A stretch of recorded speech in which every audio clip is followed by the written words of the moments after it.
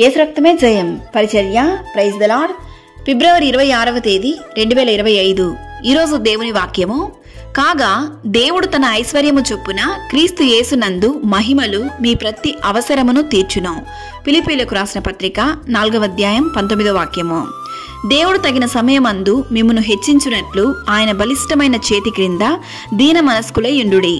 ఆయన మిమ్మును గూర్చి చింతించుచున్నాడు గనుక మీ చింత యావత్తు ఆయన మీద వేయుడి.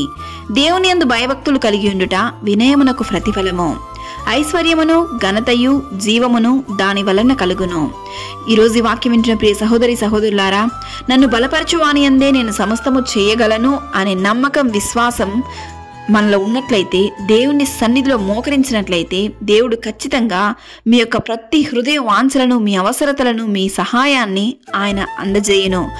ఆయన నిన్ను ఆశీర్వదించి దీవించును. నీవు ప్రార్థన చేయడం ఎప్పుడు నిర్లక్ష్యం చేయకు. దేవునికి సమీపంగా మానవుడు చేయగలిగేది ప్రార్థన మాత్రమే. ప్రార్థన సర్వశక్తివంతమైనది. ఈరోజు మీరు ఏ అవసరతను బట్టి, సహాయాన్ని బట్టి ప్రార్థిస్తున్నారో వాటన్నిటినీ క్రీస్తు యేసునందు మహిమలో మీ ప్రతి అవసరమును దేవుడు తీర్చుటకు సిద్ధంగా ఉన్నాడు. అట్టి ఆశీర్వాదమును పొందుకొనుటకు, అట్టి కృపను పొందుకొనుటకు నిన్ను నీవు దేవునికి సమర్పించు. సకల ఘనత, మహిమ, ప్రభావములు యేసయ్యకు మాత్రమే కలుగునుగాక. ఆమేన్. God bless you.